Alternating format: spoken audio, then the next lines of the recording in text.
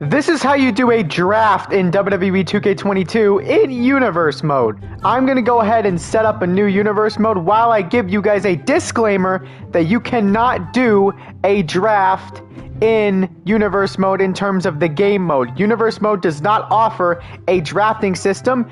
You have to come up with that in yourself. Unless you use this mode, GM mode. However, don't use this mode. Now, what do you want to use in order to do the draft? I would recommend the Google Docs, Notes app, a spreadsheet, or pen and paper. Those are the best 4 choices you can do. We're going to talk about rosters and shows. I'm going to use Raw, SmackDown, and NXT as an example here. Divide the 2 to 3 shows that you may be doing and take into account how many matches are going to be on each show. This is my example. For Raw, I like to have 50 superstars, but right here it has 54. I'm going to change the participants in a bit. I like to do 7 matches if my show is going to have 50 superstars, or 6. So 6 to 7 matches for Raw and SmackDown.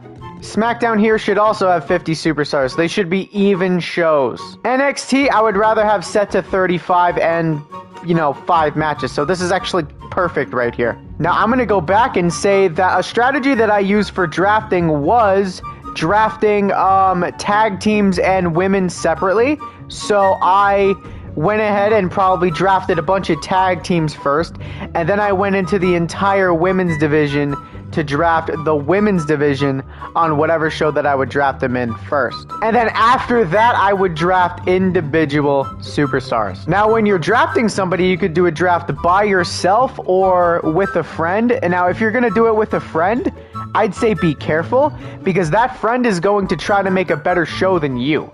Now, if you guys are doing a Raw, SmackDown, NXT competition, then sure, that's perfectly fine. Then disregard what I said. I recommend 4 titles per show. Anything more than 4, I think, is honestly kind of overkill to me, but you guys can do whatever you want. I would also recommend, when you're going through the roster, I would not make literally every single person available right away. I would make maybe like a handful of the roster, a little bit more than a handful, obviously, but make certain people available right away so that you can have like free agents to kind of get like later on, because that would be kind of fun. But that's just a small suggestion. You guys can do an entire draft of the entire game if you guys wanted to. I made a little bit of a test draft for you guys to use if you guys wanted to. It's like 13 Raw, 12, but that's only because I had a stable tag team instead of a regular tag team.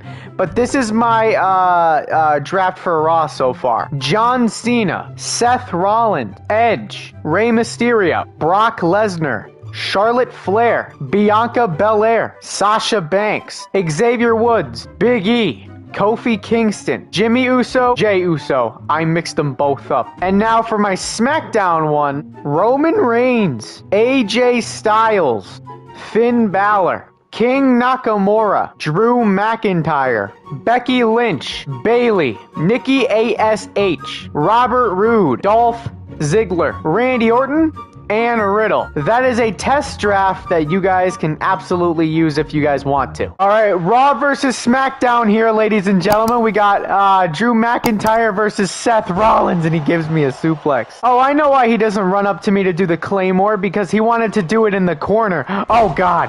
Oh my God, he's gonna do the Claymore! Alright, well, I am not going to kick out of this because I'm good. Here is a little, snippet of what my friend organized. He organizes things by face and heel, by top guys divisions, Raw and SmackDown. It's actually pretty cool. And then he has, a whole Legends thing, and it's actually really nice looking. That's how you do a draft.